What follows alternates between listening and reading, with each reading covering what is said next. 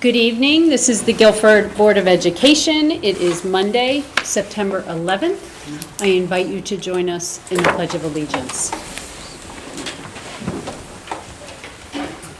I pledge allegiance to the flag of the United States of America and to the republic for which it stands, one nation, under God, indivisible, with liberty and justice for all.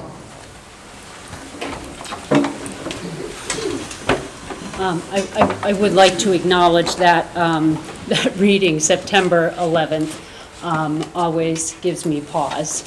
So I certainly want to recognize what this day means for our country and for people who lost someone in September 11th. So I do want to acknowledge that.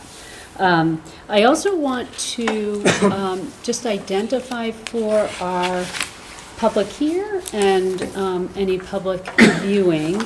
I think there are people who are aware that we have been asked to review 5 books for reconsideration in our libraries and or in one of our AP English classes. We will be having that discussion at our workshop meeting in 2 weeks. That is a meeting that, of course, the public is welcome to. And I believe it's happening at Cox. We are going to relocate that to this space. Wonderful. In this building. We thought this was a more appropriate Perfect. and sized venue. We expect there will be some interest in this conversation. Okay, so we've been saying for several months, September, and it became clear to us that that we weren't as exact in our messaging as we should have been to let people know. So we just want to make sure that anyone who's interested in attending that meeting, it will be happening here at our workshop meeting in 2 weeks. So I assume that means the policy committee meeting will also move to this building. Yes, That is correct. prior to, just immediately before, correct. All right. So, action on minutes. Is there a motion to approve the August 14th, 2023 minutes? So moved. Second. Are there any corrections or comments on those minutes?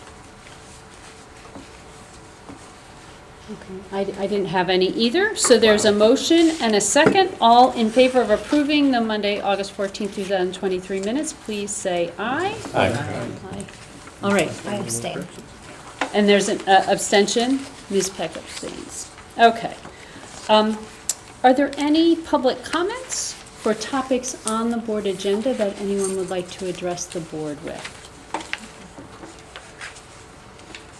All right, I am not seeing any. Review and approval of expenditures for the month of August. Ms. Baldwin? This may be the fastest one ever. Is that right? The expenditures for the month of August 2023 were $3,262,611.72. This is 13.39% of the budget for this school year, as compared to last year. It was we were at 13.06%, so we're right in line and right on target as we were last year. Revenue for this month was $4,967.80. This includes non-resident tuition as well as pre-K tuition. Salaries, employee benefits, and transportation all approximate the expenditures at this time last year. However, purchase services, supplies and materials, purchase services, tuition, and capital are all higher. This is partly due to the timing of these payments, as well as waiting for reimbursement on the capital leases. And that's noted also in the warrants. The only thing that I really saw of note in the warrants that I wanted to point out was just that we had to do elevator repairs at 595 New England Road, which is going to be the new administrative offices here. I know that last year there was a proposal for bonding in our budget package, and we to replace the elevator, we did not approve that, and that did not go forward. This is a Band-Aid, and we don't know when that's going to need to be fixed or if, and so there's going to be a lot of discussions around that going forward. And I'm sorry, because this gets a little confusing here. I think tuition is lower than expended than the prior year. but purchase services, supplies, materials, and capital hire? Sorry, yes. Okay. Yeah. Excellent. Yep. All right, this was discussed in some detail in the Operations Committee meeting just prior to this meeting. I don't know if anybody has additional comments or questions on the finances? All right, so is there a motion to approve the August 2023 financial reports for fiscal year 23-24? Second. All those in favor? Aye. Opposed? Abstentions? All right, so that's unanimous. Thank you. Okay, we are up to communications. Does any of my colleagues have communications that they would like to share with the board tonight? Okay, I just wanted to say I think a lot of us have received a handful of communications about the next up-and-coming calendar year. I'm not sure when that, I can't remember when the decision is made typically, but just some concern about, you know, Guilford kind of being on an island with our start date being after Labor Day and the challenges it poses for some families. So I think there was a hope that there could be a little further discussion and reevaluating that next year. Yeah, wonderful. So we typically, I think November, we Yeah, typically so have that? I can share that the regional superintendents met on Friday. There is agreement on that template calendar. We have received that from Learn already. So we will likely have draft calendars to the board, if not by your October meeting, then for certain by your November meeting. And yeah, I've seen those communications as well. Some parents concerned about the after Labor Day opening. And we often get parents who also prefer right to before. So just letting people know, we are happy to revisit and have that discussion. We're happy to hear from parents about what works for them, and just note that sometimes we get kind of an even balance of people with different opinions. And we get parents who say, oh, that last week is really helpful, right. Right, so, but we will certainly, we want to hear from people, and it really helps, because certainly if there is a significant number of people in the community who want us to reconsider that. And of course, the irony, I feel like when my kids were in school, we started before Labor Day in a number of area, Nancy's nodding at me, a number of area schools actually started afterwards, so I feel like we've done a little bit of a flip here, but, all right, that's Yeah, just terrific. to add, I heard from some coaches that actually us starting so much later in the region, so the SEC region, it actually affected them being able to schedule meets and games. Oh, So interesting. that, I heard that this year for Okay, the so first that's time. another thing to think Yeah. about. Excellent. I think we, I'm just looking at communications as well. Oh, go ahead. No, I was going to say, we have received some communications in support of keeping books open and freely accessible to our students and staff. There's been a handful of those, probably several Yes. over the last several weeks. That's right, yeah. Also, along the lines of the calendars, I heard from one parent last week about the fact that there's the parent of a senior who now knows that the graduation date will not change. And so that now that is a hard date, we're not going to have to worry about any Yeah. cancellations for snow days. That's definitely something that parents are appreciative of. That Yeah. is correct. Yeah. All right. We don't have our student representatives with us yet. They will be joining us in October. I've actually already heard from them, so they're excited to start, which is great. And we are already then up to the superintendent's report. Thank you. I want to start by talking a little bit about the opening of school this year. I want to begin with convocation. And so a little more than a week ago, we had our faculty and staff return to school. I appreciate the board members who joined us at convocation. And the convocation activities, they were upbeat, they were positive, and we thought that they were really rich, and they have been very well received by staff across the school system. So at convocation, we leaned in this year into the theme of belonging, and we talked about the importance of ensuring that every child in our school system knows that they belong in the Guilford Public Schools. Our students know that they are accepted and celebrated because of who they are in our schools. They are not tolerated in spite of who they are in our schools. Mr. Bowden and I spoke to that theme, and then Dr. Harrison really spent time talking about the social and emotional components of belongingness and the importance of social belonging in school settings. Dr. Harrison talked with staff about the opportunities that he will have to work directly with all of our teachers this year, now on multiple occasions. And so he will be meeting in the early part of the year in early release Wednesdays with the elementary staff, and then with the middle school staffs, and then with the high school staff on 3 of those consecutive Wednesday early release days, talking about the barriers to belongingness in our schools and how we can tear those barriers down and make sure that all of our students know that they belong here. And then particularly exciting, Dr. Goss then talked about the importance of academic belonging as well, and how do we ensure that we hold high expectations for every child, and how does every child know that there is an opportunity and an expectation for them to engage into that academic component as well. We talked about the barriers to traditional classrooms to recognizing and knowing that you belong and you're expected to be thinking hard and working hard in this classroom. And then it was really exciting to watch Dr. Goss take 350 certified teachers and move them to 120 whiteboards that were set up in the gymnasium here in this building, and randomly assigned groups of 3, visibly randomly assigned groups of 3, and giving them a challenge that they needed to work on, illustrating some of the classroom changes that we've seen happening in our schools, happening in classrooms, particularly around math classrooms at the elementary level and at Baldwin, and modeling that for every teacher in the system. And 3 simple structural changes that don't allow students to hide in the classroom. If you think of a traditional classroom where a teacher's doing a lot of talking and 18 or 20 students are doing a lot of listening, it's easy to fall to the back and stay out.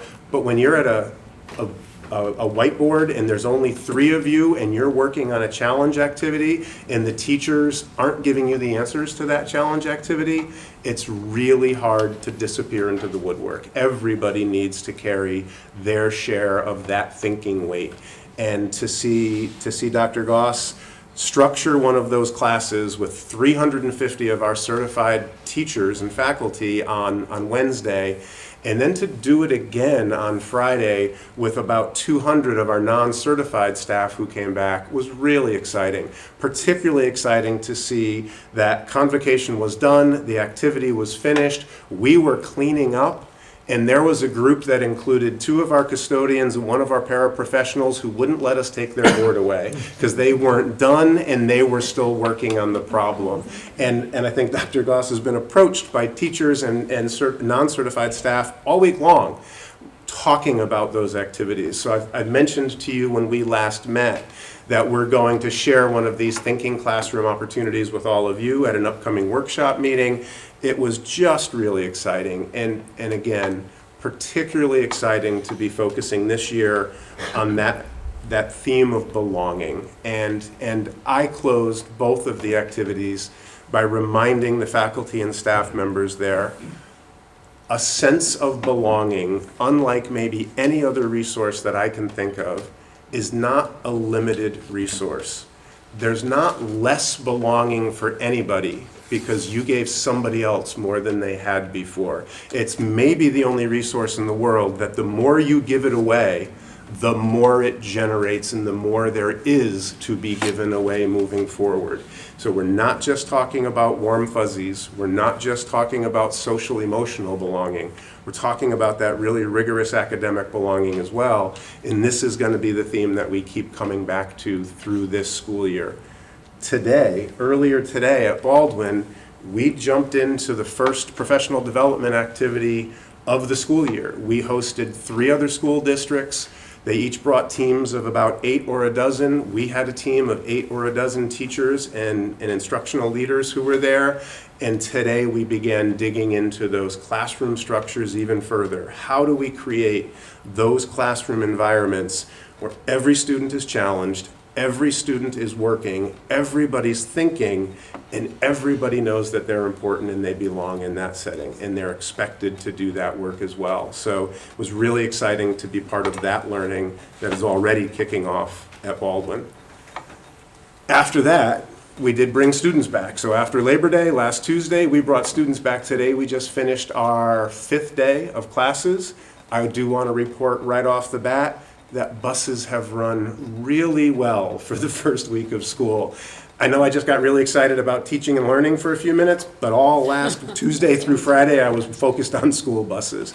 The school buses this year have run really well. Mr. Bowden, and particularly Chip Dorwin and Peggy Lindgren. Chip, who works doing bus transportation for us in district, and Peggy Lindgren, who is our manager with specialty transportation, deserve a ton of credit for having runs in place, planned out, drivers ready to go. We didn't face a driver's strike in Guilford. We had bus drivers who were in their driver's seats smiling and almost on time for all of their stops for the first few weeks of school. We were clearing the roads by the first day of school.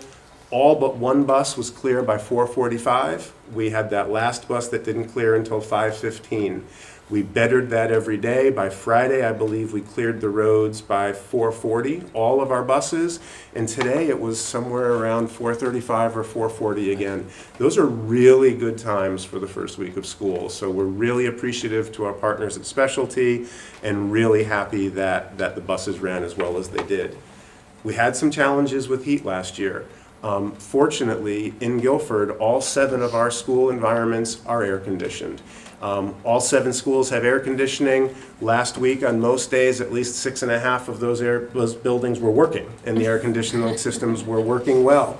If you have students at Adams, you know that we were sending some notifications home. We were chasing air conditioning challenges at Adams all week last week. Dr. Mullen and her team did a great job moving students around, getting them to cooler spaces when necessary. We did modify some recess times and we did modify some athletic practices last week, but we did not have to close school or dismiss early as some other communities have. And that's because of the investment that we've made over years to improving HVAC and bringing air conditioning to all of our schools. It allowed us to make it through last week, even though it was a challenging week. And then most importantly, students were in classrooms and they were smiling. So to see kids in their classrooms, jumping right in, working with their teachers, it was a really positive to opening of school this year. And we're really appreciative of all the support and happy for the first few days that we've had. 175 more to go. They're just going to get better every day from here. Well, I'm not counting. I'm excited. They're going to get better and better. as you know, I'm on this CABE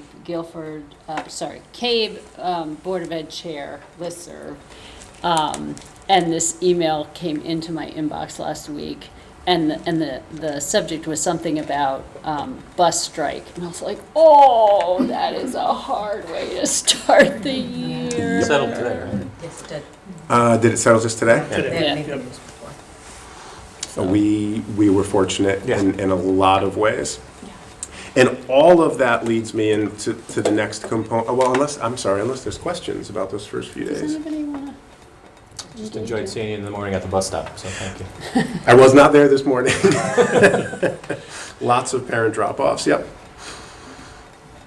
Any questions? All right.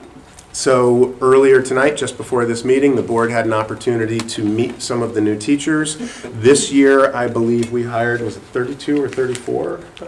32 certified teaching positions into the district, as well as a significant number of non-certified staffing positions. We're glad that you had the opportunity to meet a number of those new teachers, and we have something a little bit different this year. We have an opportunity for the certified faculty, the certified teaching positions and administrative positions. We're going to give them an opportunity to introduce themselves to you, the board, and to the community this year. So this is a little bit different than how we've done it in the past.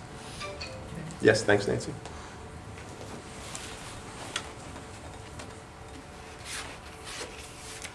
Oh, It'll come. Specialist at A.W. Cox.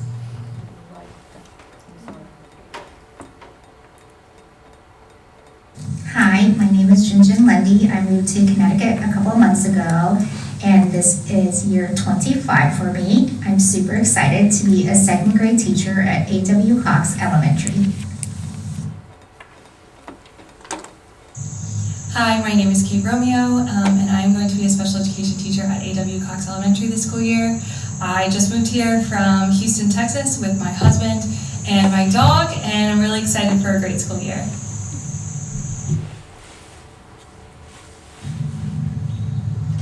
Hi, my name is Kim Wojcik, and I am very excited to be the new kindergarten teacher at A.W. Cox. I live in East Lyme with my husband and 3 children, the oldest of whom we're dropping off at college this week. So it will be an exciting year full of great new things, and we're looking forward to it. Hi, I'm Jamie Fernicola. I'm a school psychologist. I'm going to be working at Calvin Lee Elementary and Melissa Jones Elementary. I just moved back to Connecticut from California. I have been out there for the past 8 years. I'm looking forward to working with all of you on the Guilford Public Schools teams. Thanks for coming to my TED Talk. Bye. Hi, I'm Marissa Capasso. I'm a Guilford mom of 3 boys. In my free time, I love to spend time with my family and play tennis. I'm so excited to be joining this amazing group of educators. I wish you all a really happy and healthy school year. Thanks for the warm welcome. I'm Claire Davina, and I'm very excited to start work as a speech-language pathologist at Lakes Elementary School. In my free time, I love hanging out with my family, traveling with my friends, and hiking my 2 dogs. Those of you guys that don't know me, my name is Alex Lipka. I've been working for GPS now for 2 years, both as a para and a football and indoor track coach for Guilford High School. I'm extremely grateful to begin my career as a special education teacher for Guilford Lakes. I hope you all have a wonderful fall. Hi everybody, I'm Brittany Manzi. I'm the new art teacher at Guilford Lakes, transferring over from Fairfield Public Schools to Guilford, and I'm excited to meet everybody. Hi, my name is Emily Shea. I am working at Guilford Lakes Elementary this year, and I am a speech-language pathologist. I am coming to Guilford after 2 years of working at a private practice, so I'm really excited for the new adventure, as well as looking forward to meeting all the new faculty, staff, students, as well as the whole school year ahead. Hello everyone, my name is Alexa Venegas, and I'm going to be teaching 4th grade at Guilford Lakes Elementary School. I'm really excited to collaborate with colleagues and build relationships with my new students in my classroom. Hi, my name is Martha Jennings. I'm going to be the special education resource teacher at Melissa Jones School. I have been teaching for 8 years, and I was a paraprofessional before that. I attended Guilford Public Schools and benefited from the wonderful education program we have here. I look forward to working and learning with all of you. Hi everyone, my name is Erin DeClario and this is Olive, and I'm super excited to be teaching music at Melissa Jones School this fall. Yay! Hi Guilford Public Schools, my name is Michael Bridget Chai, and I'm a special education coordinator for both Baldwin and Adams Middle Schools. I live in Niantic with my husband, 2 kids, and 2 dogs, and when I'm not working, I love to travel. We're also a big hockey family, and I am a huge Tampa Bay Lightning fan. I can't wait to meet everyone soon. Go Bolts! Hi, my name is Matthew Sanchez. I will be the new choir teacher at Adams and Baldwin Middle School. I currently live in Westbrook, and one of the things that's most important to me right now is my baby girl, who is due in October. Hi, my name is Sandy Leon. I will be working as a special education teacher with 5th grade students over at Baldwin. A little bit about me. My husband and I grew up in Guilford, and now we're raising our 3 kids here. So Chloe is 14, Bennett is 4, and Reese is 1. Hi, I'm Michelle Lepre. This is my dog, Jimmy. And I'm a new special ed teacher in 5th grade at Baldwin Middle School, and I'm excited for a great year. Hey, my name is Chris Romeo. I'll be working at Baldwin Middle School this fall, and I'm excited to be teaching 5th grade special education. Hi, my name is Christy Stoddard. Hello to all my Guilford colleagues. I am going to be going back as a special education teacher for my second year, and I'm excited to say that I'm going to be back with my Baldwin family. I hope all of you have a wonderful, safe, productive school year. Thanks. Hi, my name is Lauren Bolton, and I'm going to be teaching 7th grade science at Adams Middle School. This is my 10th year of teaching, but I spent the last 9 years teaching biology at the high school level. So I'm really excited for this big change and to be joining the Adams family. Hi everybody, my name is Patrick Liacno, and this is my son Owen. We just moved from Portland, Oregon to Milford, Connecticut. So far, Connecticut has just been amazing, and I'm so excited to be joining the team at Adams Middle School as a technology teacher. Oh, and where are we originally from? We are from Queens. Let's go Mets! Hello, my name is Kelly Moore, and I'm the newly hired art teacher for Adams Middle. This is going to be my 12th year teaching art to 7th and 8th graders. I hope you all had a great summer. I know I did with my 3 kiddos, and we're looking forward to the start of a brand new school year. Hi, I'm Connor Smith. I'm a new special ed teacher at Adams Middle School, and this is my cat, Lila. I just got married in June, so that was really exciting, and I'm excited to start working with everybody. Hi, my name is Mario Giordano, and I'm teaching 8th grade science at Adams Middle School. Something that's special to me is the outdoors, camping, and West Rock State Park, because that's where I started trail running. I also really like science and philosophy. Hello, my name is Megan Chase. I'm very excited to begin working at Guilford High School this year as a lead English teacher. I'll be teaching 9th grade World Humanities and 11th grade American Literature. Buongiorno, my name is Tina Hurlbert, and I will be teaching Italian at Guilford High School and at Adams Middle School. I'm super excited, really looking forward to it, and looking forward to meeting everybody. So if you have a chance, swing on by and say ciao.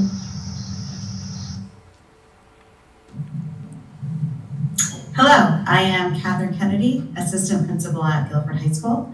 I live in Clinton with my 3 children, Gabe, Gio, and Angie, and I'm happy to be here. Hi, my name is Haley Smith. I'm going to be a special ed teacher at Guilford High School, and I am super excited to start my teaching career here. Hi everyone, I'm Laura Chibuki. This year I will be teaching English 2 and 11th and 12th grade NBDA courses at Guilford High School. This will be my 9th year teaching. After attending Fairfield U, I taught at Central High School in Bridgeport. Last week, my husband and I bought and moved into our first home together, so it's been an exciting time for us, and I'm very excited to start working in Guilford.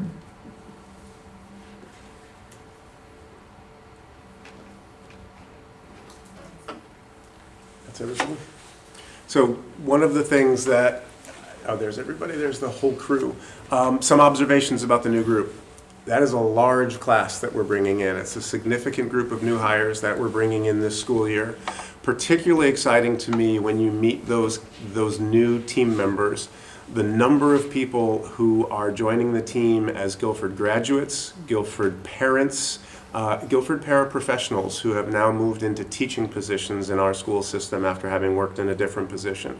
But also, and really different for us this year, we are bringing in new new faculty members from Texas, Oregon, Colorado, California, and Florida.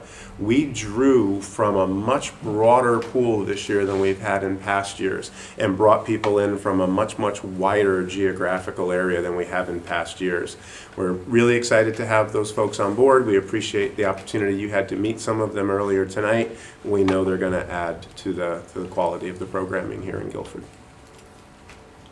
Excellent.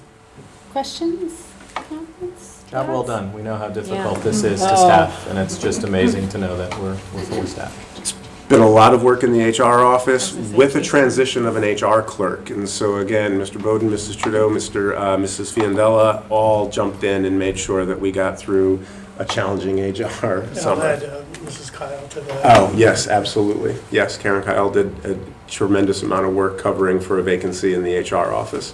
I think we're conducting interviews again today to fill that position, so there's still more to be done. Thank you. And are we fully staffed? Do we have a couple of openings, or how are we doing? Thank you. overall? I meant to mention that. So on paper, we are fully staffed. We have Okay. one position where we have signed a special education teacher. It happened very late in the summer, and her current district is holding her until she reaches 30 days of notice, or until Okay. we have, until they've been able to backfill in their district. Okay. But on paper, we are fully staffed in our Excellent. certified positions as of today. Now, Excellent. that's as of this moment. Looking forward, we know that we have some maternities coming up this year. We know that there will be some illness. There'll be some long-term coverage issues, but as of today, we're covered on paper. Okay. Dr. Freeman, in a typical year, how many certified staff will we wind up hiring? Like, if you want to give me an average over the last 5 years. We've probably gone into the 30s once or twice before, but rarely. We're usually in the low to mid-20s, I think, would be the regular turnover. So significant, but not unprecedented. And I think you may have noticed as well a number of those hires coming from other districts with some significant years of experience behind them, rather than a smaller pool in the low 20s, predominantly of people who are beginning their teaching career. We do have a few of those, but as I mentioned at the last meeting, there's quite a bit of mid-career movement that is happening as a result of all of the vacancies that are available. And so some districts are offering hiring bonuses. Lots of people are finding districts closer to their homes. There's a lot of movement happening within the teaching ranks, as well as folks retiring out and new folks coming in. Principals did a fantastic job identifying the candidates and are prepared to start supporting these teachers as we move forward. And Dr. Goss and Mr. Bowden spent 2 days with all of these new teachers before convocation. So Monday and Tuesday of that week, new teacher orientation was happening in this room, and then convocation and professional development that following Wednesday, Thursday, Friday. Great. It is nice, as you mentioned, to see the number of new staff who, as you said, are either Guilford grads or parents in the community, or, I mean, that's always just great to see. It is. It's really exciting. All right. I also wanted to give you another brief update on enrollment. So the board knows that I spoke to this at your last meeting, and the board knows that your next meeting after October 1st will be the official enrollment reports. But I did want to touch again, because we were watching some grade levels very carefully as we settled in. District-wide enrollment is down slightly. We're down 20 or 30 students overall, as we graduated a large class and brought in a smaller kindergarten class this year. In fact, the kindergarten class that we brought in this year is even smaller than last year's kindergarten class. We enrolled 211 kindergartners last year who are currently first graders. We only enrolled 202 kindergartners this year. Class sizes at the high school and both middle schools are right in our target areas. By average, class sizes at the elementary level are actually smaller than they have been in some years. From K through 4, our average class size is 17 this year. We had been running more at 18 and a half. The challenge for some of those grade levels has been in distribution, particularly in kindergarten. Across those K through 4 classrooms, the largest class size that we have K through 4 are some 4th grade classes that sit at 21 at this moment. And the smallest class that we have are some kindergarten classrooms that sit at 13. So that's the variation from 13 to 21, and an average of 17.1. The biggest variation does fall at the kindergarten level. At the kindergarten level, we've got some classes of 13, and we've got some other classes of 18, and one class at the kindergarten level that is currently at 19.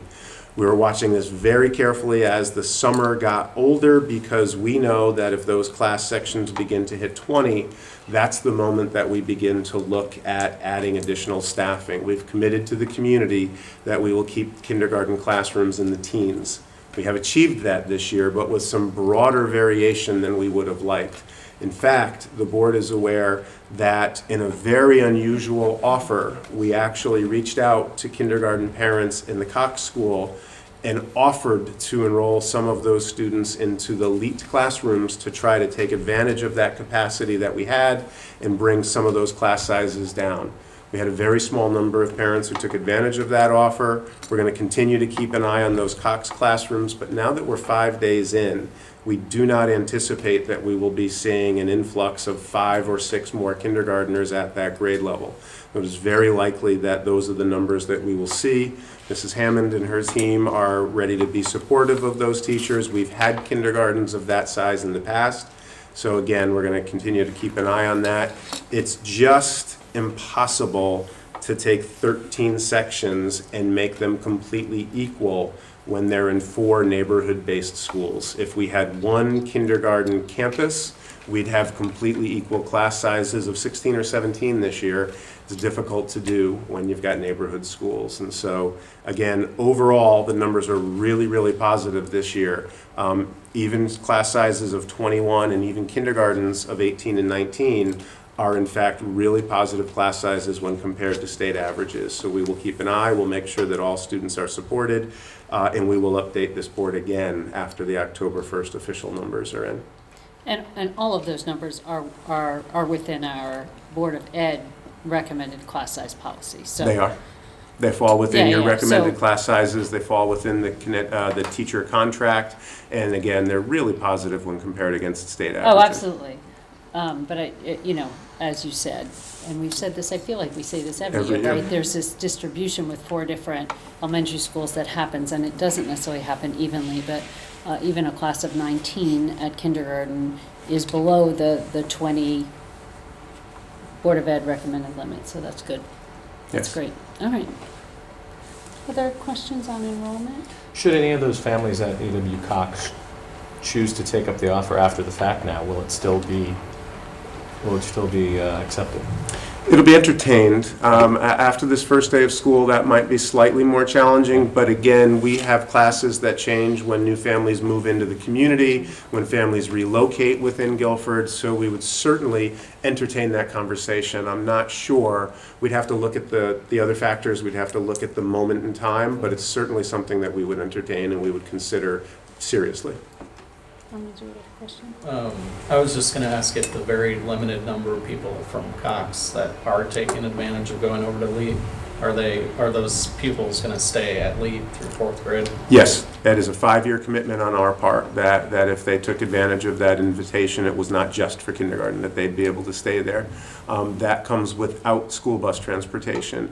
To begin pulling apart the districts of the neighborhoods and changing the bus routes would be challenging and confusing at this time, but any families who could provide their own transportation and thought that it would be beneficial had the opportunity to take advantage of that offer. That is, it's an unprecedented offer, but we thought that it was a creative way to try to take advantage of some of the capacity without simply throwing money at a situation that actually falls within the board guidelines.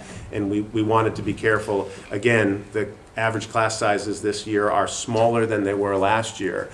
We need to be responsible to our students first, but also to the larger community fiscally as well. And so we've tried really hard to balance those concerns. Yeah. Other comments or questions on enrollment?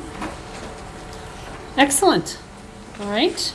And then you have one more item? I have one more item which I'm going to require some assistance with. And so Dr. Orgavan is joining us to give you an update on the summer learning pathways, which in an older, more boring time might have been referred to as summer school. Here we have summer learning opportunities, pathways, and Dr. Orgavan was responsible for that program this summer and has graciously agreed to join us and give us an update tonight. And thank you, Jen. Thank you. I'm so excited to be here to be able to share with you about the Summer's Pathways program. So just a general outline for this summer, we had 4 weeks, 4 in-person learning days per week, Monday through Thursday. We met from 9 a.m. to 12 p.m. This year we had 220 students, grades K through 10. That's a 37.5% increase from last year. 14 different learning pathways with 18 teachers. We had 6 high school volunteers who earned hours for their graduation requirements. There were 40 students that participated in the Park and Rec Aftercare program. There was a wait list for that program. These are the different pathways students were invited to participate in. There were different bands from K through 1 through 9th through 10th grade. And those are rising kindergartners through rising 10th graders. So ages range from 4 to about 15, and then you add the volunteers, and we had quite a range this summer. It was very exciting. Pathways are project-based learning opportunities, and teachers have lots of guests that come in. This year, again, we had Meigs Point Nature Center come in, the GHS Robotics Club, we had environmentalists come to speak, students, a farmer came to speak, a teacher who was on an African safari shared their experience, and it was very exciting summer.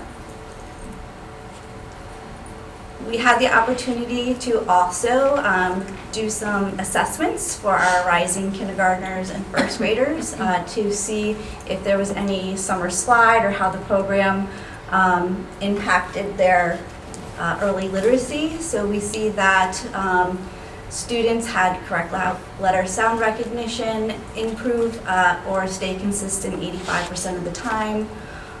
Words recorded correctly, 92%, and word reading fluency, 74%. And anybody that had a decline, it was 2 to 3 students per grade. And again, those are rising kindergartners and first graders having this first time experience. We ask parents and students and teachers to provide feedback. So we have some sampling of feedback from this summer. Parents expressed that some of the benefits of participating in the Summer Learning Pathways program included pride, that their child, after dedicating and completing her project, felt a lot of pride. She had an opportunity to work with new people and make new friends, and that really goes along with the theme this year of belonging. This was a fun and engaging opportunity. I'm so grateful to be part of the district that provides this opportunity to all students, another parent reported, and another parent said can't wait until next year.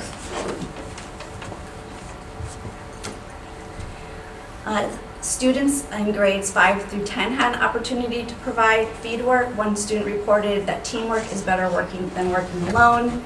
I love making the model, and figuring out how to build their project was the hardest part of the pathway. Another student requested that we build a wave pool at Guilford High School, but we thought we would do that for another time. It's going to be hard to get to the budget. Take it under advisement. Teacher feedback included, because we've talked about this last year, that for teachers this is a learning laboratory because we're applying the universal design of learning components and project-based learning into the summer learning pathways. So teachers shared that the universal design of learning helped to keep the focus on the engineering design process, and the students became good at stopping to examine their work and test it out to try to improve their plan and structures. Another teacher reported that her students really love the project-based approach to their learning. Not only did they have to do lots of understanding and building their skills more independently than in the past, but as a teacher working as a facilitator, they were really able to sharpen critical learning and research skills that benefit them moving forward in GHS and beyond. And then finally, this is a truly collaborative endeavor. I can't thank enough the Summer Learning Pathway teachers, the Guilford High School for offering us the use of the facilities, the administration support at Guilford High School, the custodians, the administrative assistants were fabulous. The Office of the Assistant Superintendent, Dr. Goss and Kathy Creechy, the Office of Support Services, Jason Scaziano and Maureen Spinato, the nurse, GPS Technology Department is integral. The literacy coaches were vital. Guilford Park and Rec's important partnership. supporting students after school, after the program, and sometimes taking them to Jacob's Beach. And then, of course, the parents and students. It was a very exciting, it was a hot summer, but we made it through, and the kids were wonderful. So thank you for the support. So 220 students is a lot of students. That is really Yes. terrific. We've Yeah. seen the numbers grow. Do we know what constitutes the 37% increase? I mean, that's incredible. From what I gather from conversations with parents, it's a lot of word of mouth. Great. Yes. So we went from 90 the first year to 160 the next year to 220 this past summer. I think the project-based design, I think that they are not a typical classroom structure, and I think word of mouth, that it's not a boring summer To school. your point, it's not summer school. It's a different, Yeah. yes, it's not a boring summer school, it's an exciting opportunity, and I think that we're seeing the numbers grow. And again, the model here is not remediation. The model here is to give students grade level, standards aligned work and give them more opportunities to build those academic muscles. We're not specifically going in and trying to remediate what maybe the students didn't master last year. They're getting grade level work, it's engaging work, it's stuff that they're excited about doing, and they're building their academic habits and muscles through the extra contact time. And these are our teachers doing this work in these classrooms. Represented from across the district, all grade levels, all schools. That's wonderful. So my daughter was lucky enough to be asked to help out. She was one of the volunteers, and I think she got as much joy out of it as the kids she was helping out. It was really great to see her kind of grow like that. That's a great way to involve kids too. Those are community service hours? Awesome. And then that is only one of the summer learning opportunities. I know that Dr. Goss has spoken about these before, but do you mind just reminding the board and the community about the other summer learning opportunities that took place? Sure. We had extended school year. There were about 100 students who participated for 6 weeks, half days, and they were actually in some of the same spaces, but they were participating in programs that were specific to their individual education plans. And then we also had the teacher learning component, the Professional Learning Academy, which started out with 13 offerings. We ran 5 of them for about 30 teachers. And the exciting part about that is that there were 2 sessions each day for 2 days.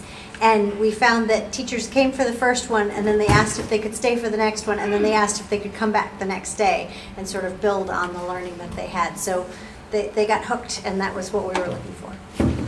We don't shut down over the summer, so there's extended year opportunities for students with special education needs and IEPs. There are learning pathways for any student who wants to continue their schooling experience, and then there are professional learning opportunities for our teachers. So while it's a smaller program over the summer, we don't close the doors over the summer. We're still working through those summer months. And with lots of appreciation to Mr. Scanziano and to Dr. Orgerman and to Dr. Goss, who are responsible predominantly for running those programs with the support of our own teaching staff.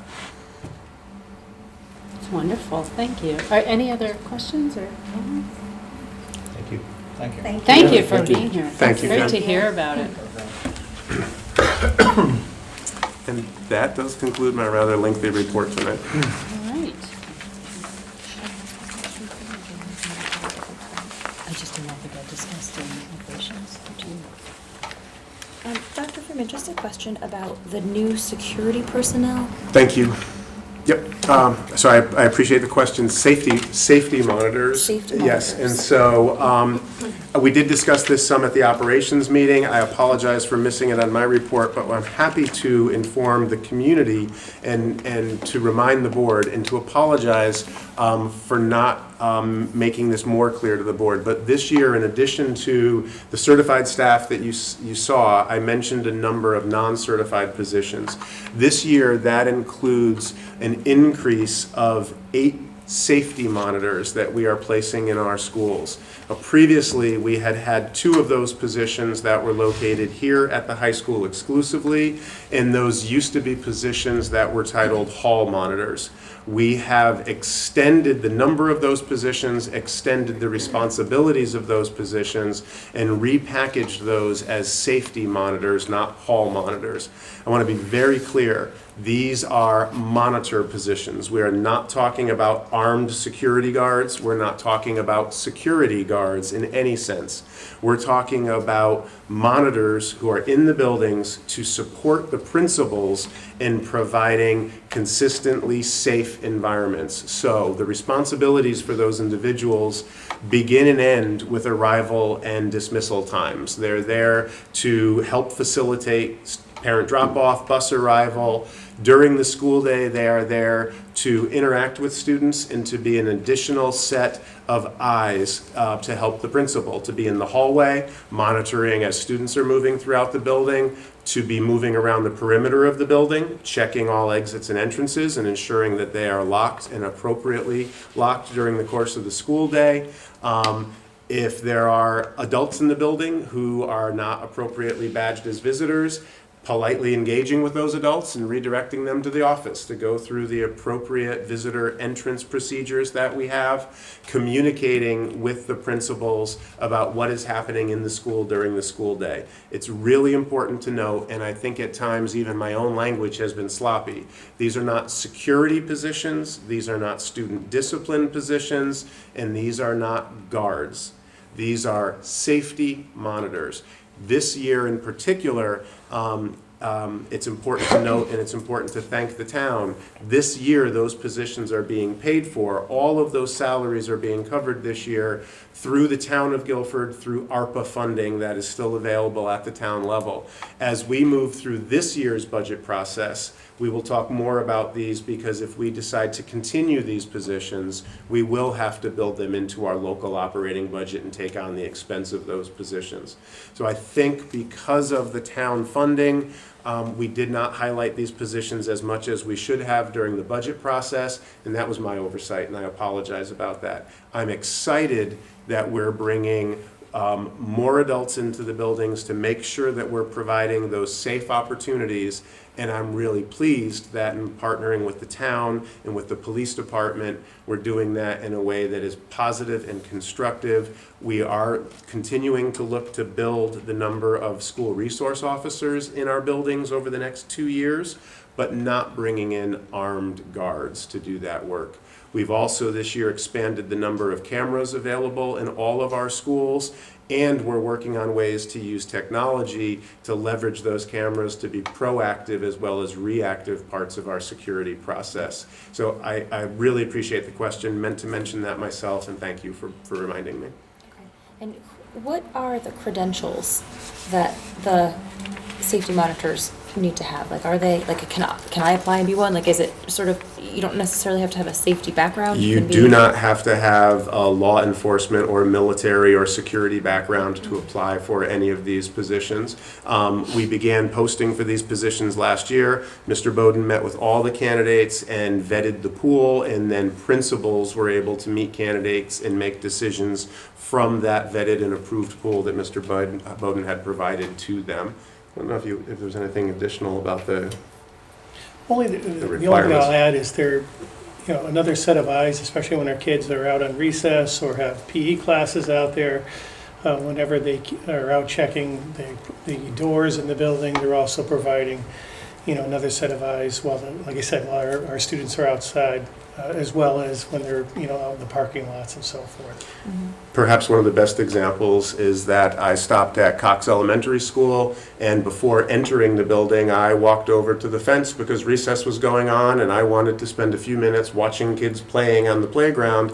And while I was leaning on the fence, within about 30 seconds, an adult came over to me and said, "Good morning. introduced themselves to me and asked who I was and if I had business at the school.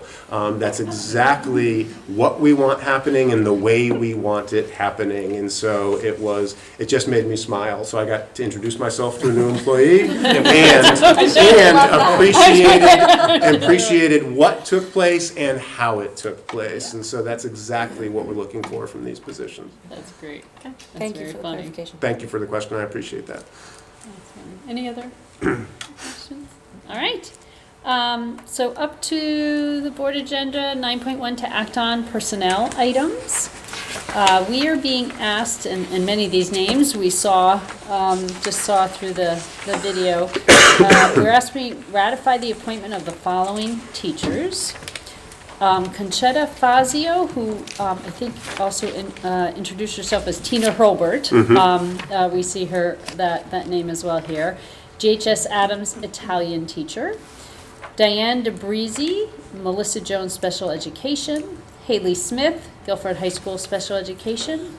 Jinjin Lundy, A.W. Cox, Grade 2. Brittany Mancy, Guilford Lakes, Art. Connor Smith, Adams Middle School, Special Education. Alexa Venegas, Guilford Lakes, Grade 4. Jennifer Landry, Guilford High School, Special Education. And Martha Jennings, Melissa Jones, Special Education. Is there a motion to ratify the appointment of these teachers? So moved. Second. All in favor? Aye. Aye. Great, that's unanimous. Thank you. And then we're being asked to ratify the resignation of 2 teachers. Mary Guarnieri, Cox, Grade 2, 11 years of service in Guilford, and Betsy Vaughn, Melissa Jones, Special Education, 14 years of service in Guilford. Is there a motion to ratify the resignation of these 2 teachers? So moved. Second. All in favor? Aye. Aye. And certainly thank you to both of them for their years of service in Guilford. All right. Next, 9.2, we're being asked to receive for possible action an extension, an expansion of the Slim Nation program. I unfortunately missed the Operations Committee meeting. You may have discussed this there as well? Yeah, we did. As a matter of fact, it's a program that's currently in use. This is the 3rd year, I believe, we've been doing it. Is that correct? It's the third round. Third round. We started last year. And we've, it's been met with, huge success. As a matter of fact, there's a poundage on the success now. I think we've, as a town, collectively lost over 300 pounds. So the program is working, and the program is really well liked, and this is an opportunity to expand the program. Excellent. So we are being asked to consider 20 of the 40, and Ms. Judah is going to correct me if I misspeak, 20 of the 40 new participants at $550 each, and 20 out of 40 of existing participants at $300 each. So the explanation here is that this is a joint kind of collaborative approach to participation with the Board of Selectmen, with the town. And so they get 20 spots, correct? And Board of Employees get 20 spots. Again, since I wasn't in the Operations Committee meeting tonight, is there any conversation that I should be aware of before we? I think the one thing that I'll add and why I like this is it's actually a proactive approach to health, and so what we're doing, is really, allowing people to sign up for the program, and we're approaching those health issues head on with a really great program. So fully in favor of it. And I'll add, Dr. Bell-Tracy, that we are self-funded for our medical insurance, and the cost associated with does not come out of our school operating budget. It comes out of the medical insurance fund. And so to the point, these are dollars that would be drawn from that fund for somebody's medical visits or interventions or medications. We're drawing from that same fund for a proactive approach, and I think that it's just a good way to be spending those dollars, and important to note they don't come out of our operational budget. Excellent. And we did, the board did receive a page of feedback from a number of individuals who participated, really positive feedback about the program. All right. Did anybody have any questions about this before I call a vote? Comments? All right. So again, we're being asked to approve the Board of Ed participation in the Slim Nation program to allow for up to 20 new participants and 20 existing participants to be able to extend their participation. Is there a motion to approve this request? So moved. Second. All in favor? Aye. All right, that's unanimous. Wonderful. Okay, so we are up to number 10, reports of committees. Does the policy committee have anything? No. You guys have been so busy. And we will be again in 2 weeks. I did notice that we have many, many things to replace Me in our too. policy manual after Yes. all your committee's hard work. Yes. Okay. So next meeting, just again, is getting moved back from LEAT to GHS, and that will be in 2 weeks. Okay, wonderful. And I do want to say, I'm going to take this opportunity. The meeting is Tuesday, Correct. September 26th. So not only will the policy committee and then our workshop meeting be in this building. Right. It is going to be on Tuesday, September 26th because of the holiday on Monday. Correct. So we'll need to make sure to remind people of that. Mr. Del Ventura, Operations Committee, anything else to Shorter report out? meeting because we had the opportunity to meet the new staff, but in the hour we covered a lot of facility updates. I think the key takeaways are we had our team working extra hard to get our Baldwin kitchen ready for opening day. So above all else, there's a lot of projects still going on, but all really on the right track. So Wonderful. Very busy summer for our facilities team. Okay, Curriculum Instruction and Assessment Committee, No, Dr. don't- Hirsch? Nothing to report out. Okay. Liaison to town committees? No update. No updates for any? Okay. And the Warren Board of Directors? No. So we are now at 11 on our agenda, public comments. If there are folks who would like to address the board, this does not have to be related to agenda items. Again, I just want to note, we're going to ask people to limit to 3 minutes, which will allow everyone, I think, a chance to speak. Public comment is an opportunity for members of the public to inform the board about their views. It is the role of the board to listen to public comments. The board will refrain from answering questions or engaging in dialogue with the commenters to allow the public to have their full amount of time. So anyone who'd like to address the board tonight, please feel free to come up. We ask, if you would, to give your name and address for record in the minutes. Anita Porto, 135 Mirror Lane. Hello again. This is our last opportunity to address the board before you do make your decisions on the challenged books. I would personally like to thank Danielle Scarpolino for making this challenge, because I'm in 2 book clubs that I've made wonderful friends, met wonderful people, many of whom are here tonight. It is so exciting to me. I've learned so much more about the books. And the only other thing I really want to say is, we talk a lot about the slippery slope, and some of that isn't really clear. And then last week, when Houston schools removed libraries from the school building, there are no books in some of the Houston, Texas schools, except for the ones that the teachers or other staff can hand them. No books. And what's worse, they're using the space as a disciplinary area. Also, they said for gifted children, but it is mostly used. It's in a black community, and it's mostly used to be a discipline. So now when kids say, I'm going to the library, they say, I'm going to detention or whatever. That's the kind of slippery slope we're talking about. It's real, it's happening. So I just want to beg this board not to make any further restrictions and not to remove any books that staff that have been trained and that you have hired have made the decision to give our children access to. And thank you. Would anybody else like to come up?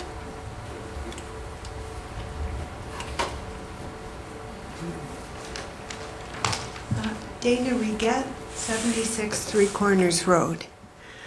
I support respect for all people and common sense solutions to problems. I do not support the challenge of 5 books as sexually graphic and do not support the proposed solutions to make the books difficult for students to access and require parental notification. I've read all 5 books in the book club. 4 are novels with main characters who are people of color or gay. 1 is a nonfiction book about sexual health, which means it will, of necessity, talk explicitly about sexuality. This book also discusses gender and same-sex sexual relations. Maybe the individual bringing these book challenges really is opposed to the mostly minor, sexually explicit passages in the novels, but it is striking to me that no book with heterosexual white characters was challenged. As we read in the national news, the novels challenged in Guilford are also the ones being challenged or banned for their empathic descriptions of Black and LGBTQ characters. I support respect for our school librarians who choose books representative of many perspectives for school libraries. I support respect for all people, and especially for groups that are actively being marginalized and vilified by some people in our society. This includes respect for Black people and all people of color, and for people who identify as LGBTQ. Finally, I support common sense solutions to problems. Let's avoid adding layers of bureaucracy by expecting librarians to make certain books difficult to access or requiring librarians to notify parents. Instead, let's encourage parents to talk to their adolescents about the books that they are reading, and encourage parents to actively share their perspectives and values with their adolescents, and avoid these other layers. I ask you as members of the Board of Education to show respect for all by leaving these books in the school libraries and to find common sense solutions for the concern that the challenger is raising. Thank you.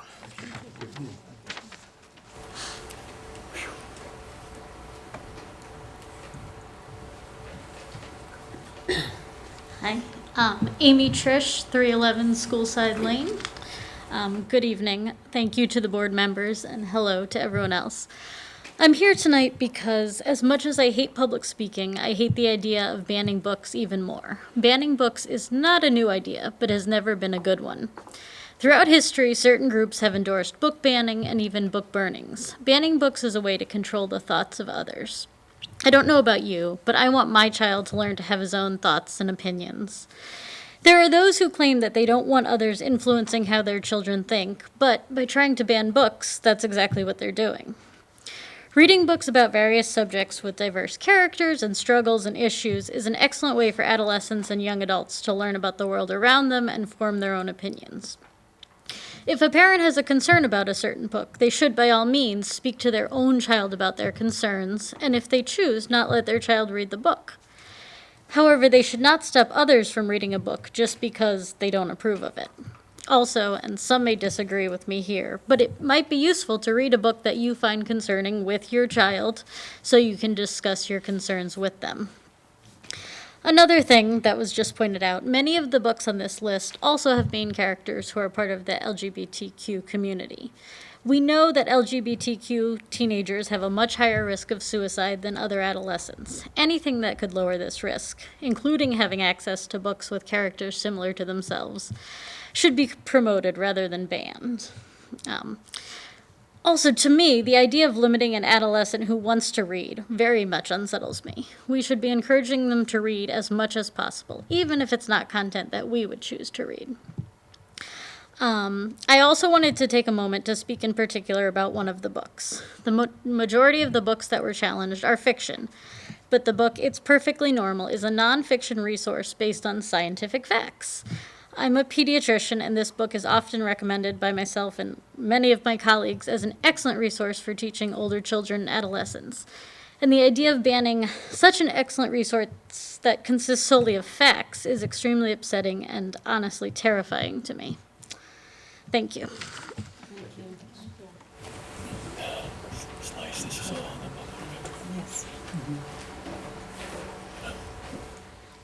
I'm Faye Robinson, 115 Woods End Road. Okay. I'm Faye, as I said. I'm in 8th grade, and as long as I can remember, I loved books. Books have been my escapism paradise from the world when I needed it, and they've always meant so much to me. So today I'd like to talk to you about one of the books which has impacted me recently. I'm talking about a book called Flamer. Flamer, as you may know, is a young adult graphic novel centering around a gay teen, Aiden Navarro, who at camp is lonely, depressed, and more than a little unhappy with his life.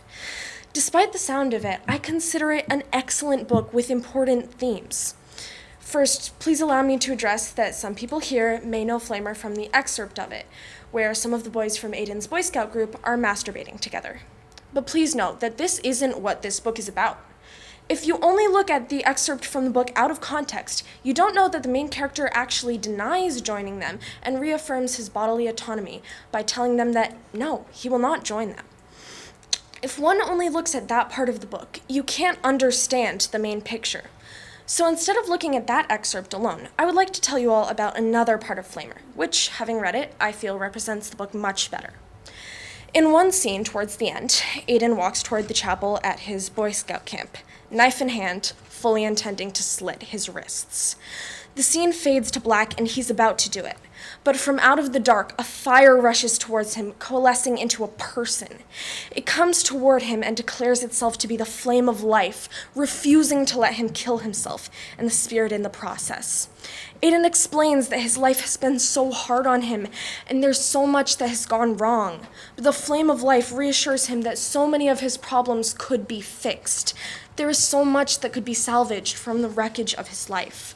Finally, the flame of life is able to convince him, and Aiden leaves the knife at the chapel, finding that his friends have come looking for him.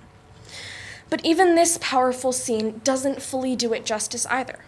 So let me tell you what I think that Flamer is about. Flamer is about teaching teens that words have a real impact.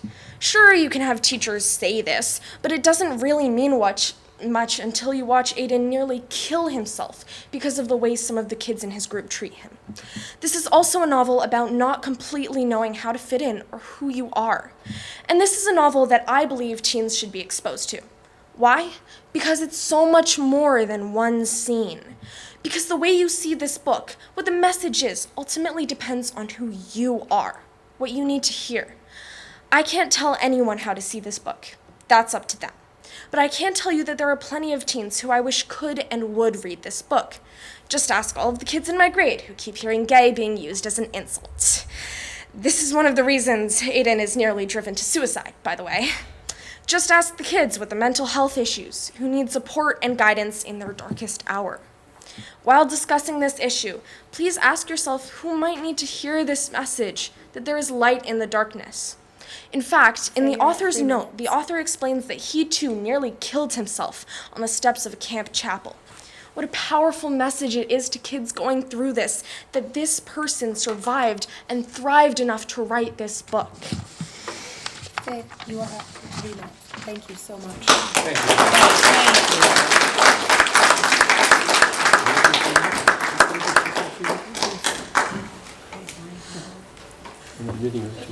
Tough act to follow.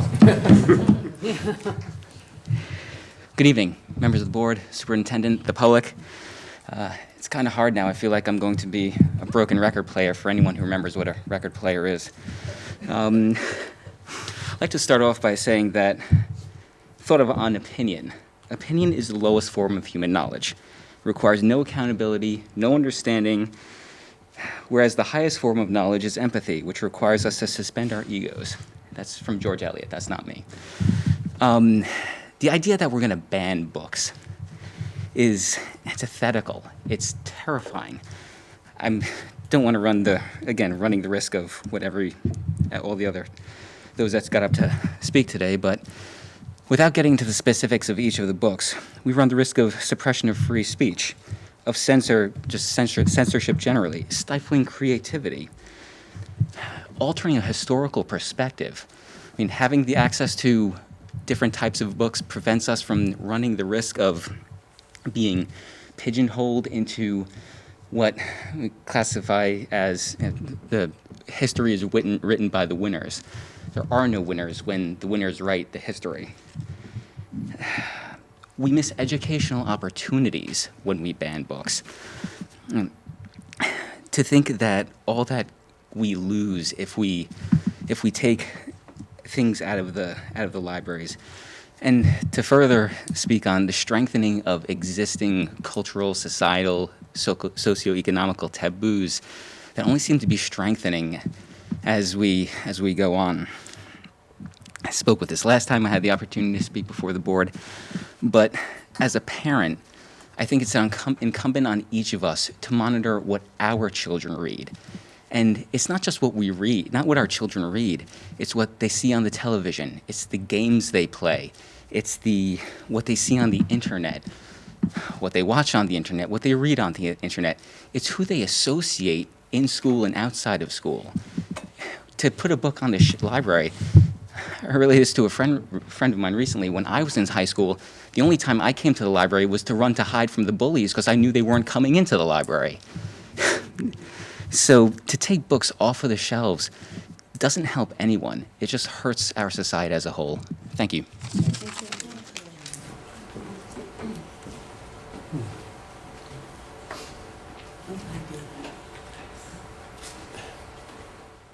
Hello, David Malilla, 135 Mirror Lane. I'm still reeling from that young woman's piece. That was amazing. If that's reflective of the middle school, that's pretty amazing.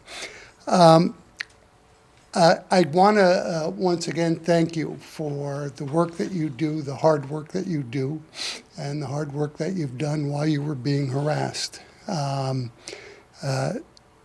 So thanks for that. And I also want to remind you that there's a tremendous amount of support for what you're doing within this community. And not let a small group of squeaky wheel type people have too much influence in the community. When it comes to the books, it seems to me here and across the country that everything is about sexuality and race, and there's a real desire to cover that up, put that away. And I don't totally understand it. I think part of it is based on reality, can make their straight, white children feel awkward in terms of looking at some of this stuff. I don't think that that's a good reason to do it. I think you need to get through things, not avoid them. But it is a pretty orchestrated attempt across the whole country to kind of close up or shut down or ban or challenge books about people who are minorities that have been oppressed. And I think it's very, very important that we realize that when people write of their difficulties or their oppression and their life, we don't we don't need to get rid of those books for that purpose. That would just be sort of a disservice to what's going on. And again, I'll say thank you.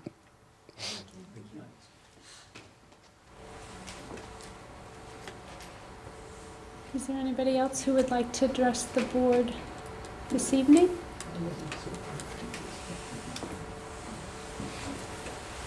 All right. We have come to the end of our meeting tonight. Again, I will remind folks that while the next policy committee and workshop meetings, I think, have been advertised as being held at LEAT, they will be held at Guilford High School, right where we are now. And we certainly always welcome you to attend. Is there a motion to adjourn the meeting? So moved. Second. All in favor? Aye. All right, thank you so much. Thank you for joining us tonight.